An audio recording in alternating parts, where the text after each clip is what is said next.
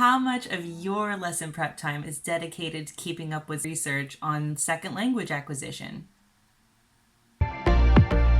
Yeah, I thought everyone would be shaking their heads at that question. SLA scholars and researchers are aware of the disconnect between data-driven research and teachers' approaches and classroom methods. When surveyed, a majority of language teachers responded with skepticism about the practicality and relevance of SLA research to their classroom methods. So where do you get your information and guidance to improve your performance as a teacher? Do you refer back to materials that you used when you were doing your TEFL, TESOL, CELTA, or some other language certification program? Did you keep all of those materials? Or do you rely on trial and error? Do you have a teaching mentor? Or do you turn to YouTube or some other forms of media that are more accessible than scholarly research? Or do you just have teacher's intuition and operate largely on instinct? If your answer is somewhere along the spectrum of a hands-on, experience-based teaching approach that doesn't rely too much on scholarly research, then you're matching up with the majority of teachers surveyed by Tavakoli for the paper Connecting Research and Practice in TESOL, a Community of Practice Perspective. Published research is somewhat inaccessible to the majority of teachers, whether it's due to paywalls or simply as a result of a lack of time to read research that may or may not be able to improve classroom practices.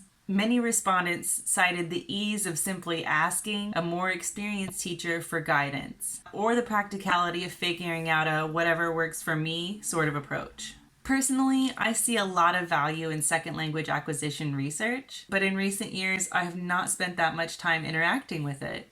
So my New Year's resolution for 2022 is to spend more time developing my teaching craft through reading and rethinking my approaches to teaching.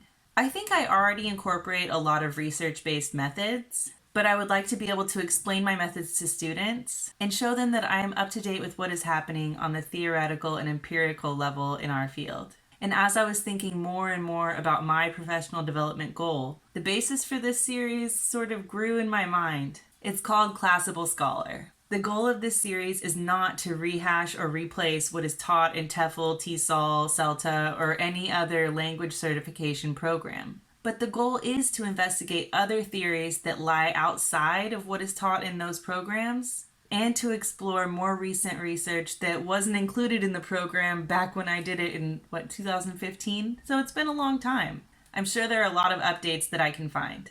Although if anyone is interested in a refresher and summary of the main points that are covered in certification programs, I would be happy to do so. But I'll include that in a different series. The intent behind Classable Scholar is to keep myself in the loop, as much as it is to share that information with all of you. My degrees are not in TESOL or applied linguistics. Although my specialization in my master's degree was in linguistic anthropology, and I studied foreign language pedagogy as part of my training to be a graduate teaching assistant in French. I just want to make my intentions clear and to avoid the assumption that I have more expertise than I actually have.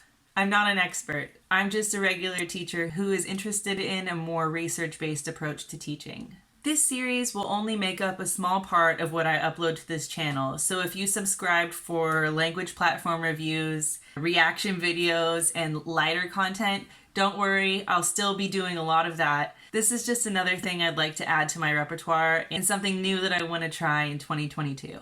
So I'm thinking for the next installment of Classable Scholar, I want to do a deeper dive into the critical period theory and look at some recent research investigating this long-standing theory.